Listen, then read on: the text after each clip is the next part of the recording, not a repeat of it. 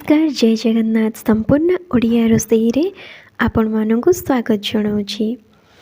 आज मु नहीं आसी गोटे सुंदर ब्रेकफास्ट रेसिपी जोटा कि आपण माने सकाळर जलखिया छोट पिलांकु देई परिबे बड़ लोकंकु मध्य देई परिबे आ छोट पिलांको टिफिन ने मध्य एगुडाक देई परिबे जोटा कि खाइबा को बहुत टेस्टी लागिबो आ सॉफ्ट मध्य आउ एटा बहुत चटपटा मध्य छोट पिलांको लागिबो। जो छोट पिला माने परिबा न खाउचंती आकु एथिरे परिबा मध्य बहुत किछि ऐड करके आपण माने देई परिबे जोटा कि देह पाइंका हेल्दी काहेकि ना एथिरे बहुत प्रकार परिबा पड़िछि।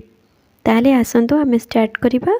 आ जो माने मो वीडियो को नुआ करी देखुचंती सब्सक्राइब करि देबे। जदि भल लागिला आशा करूछि आपण मानकु बहुत भल लागियो बोली लास्ट पर्यंत देखो ये मु बहुत प्रकार परिबा नहीं आपण चाहिए अलग किसी परिबा मध्य ऐड करि परिबे। एठी मु मक्का बीन्स गाजर पियाज अदा आउ धनिया पत्र नहीं पियाज को मु काटी देइछि धनिया पत्र को मध्य काटी देइछि आउ सब परिबा मध्य काटी देइछि अदा को छोट छोट करिकिना काटी देइछि। आउ एठी देखंतु मु प्रथम रु गोळे की रखिछि सुजी रे दही पकेइछि। सुजी देखंतु बड़ बड़ दाना एटा मु नेइछि आपण चाहिए छोट दाना नेबे आपण मानकु सुविधा हबो। बड़ दाना जेहेतु नेइछि मु तो याकु मते थरे ग्राइंडिंग करबा को पड़िबो। आ देखंतु एई ग्लास रे हाफ ग्लास नेइछि सुजी तो गोटे पूरा फुल ग्लास नेइछि दही।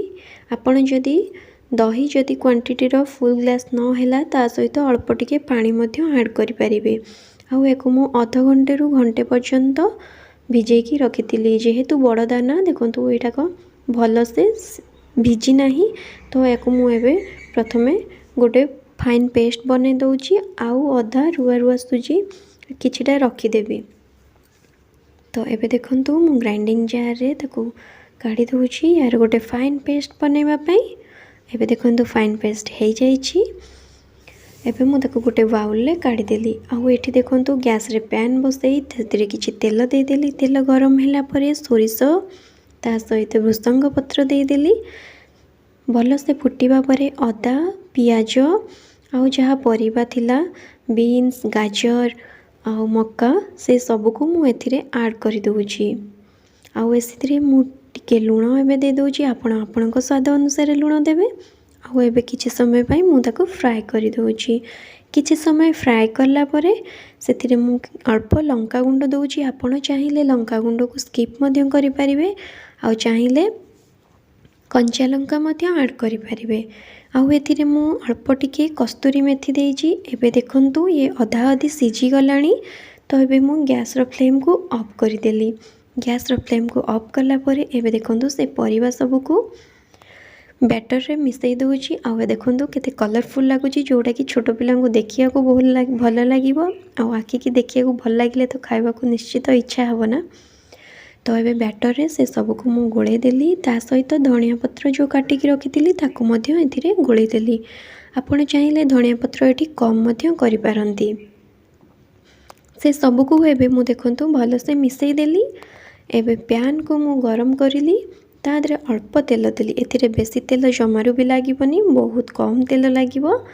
तो एबे प्रथमे गोटे लेयर ऊपर दे देली तापरे नेक्स्ट एमती तापरे अल्प अल्प करिकिना देकी चारिआड को मु स्प्रेड करि देली। आउ ताको किछि समय पई घोड़े की रखी देली मात्र 2 मिनिट पई। आउ एबे देखंतु से घोड़ा काढिला परे से सब को प्रथमे पुणी थरे गोळेई दउची। जदि आपणकर लागी जाउथबो सेथिरे अल्प टिके पानी मध्य छिंची दे परिबे। एबे देखंतु ताको भल से गोळे देई सारला परे एबे से पैन रे खड़िका सहाय्य रे आपण एमिति प्रेस करिकिना चारिआड को एमिति स्प्रेड करि देबे जेमिति कि एटा जेमिति पिठा जेमिति कटा जाए पोड़ पिठा सेमिति टाइप रो हे जिवो। आ एबे देखंतु किछि समय पई एमिति करिकि रखि देबे गोटे 2 रु 3 सेकेंड पर्यंत। तापरे आपण गैस रो फ्लेम को ऑफ करि देबे। एबे मु गोटे प्लेट आणुछि प्लेट को ता ऊपर रखिकी कढ़ईटा को उल्टै देबी। आ एबे देखंतु प्लेट रे खाइबा रेडी हे जाइछि जलखिया। तो ए सुजी रो जलखिया आपण माननको केमिति लागिला निश्चित कमेंट्स करिवे। आउ आकु एमिति काटिकिना छोट पिलांको खाइबा को दे परिबे। जेहेतु यादरे दही पड़ीछि तो ये बहुत टेस्टी ଆପଣମାନଙ୍କୁ କେମିତି ଲାଗିଲା ନିଶ୍ଚିତ କମେଣ୍ଟସ୍ କରିବେ ଆଉ ନିଶ୍ଚିତ ଘରେ ଟ୍ରାଏ କରିବେ। ଯେହେତୁ ଏଇଟା ହେଲ୍ଦି ରେସିପି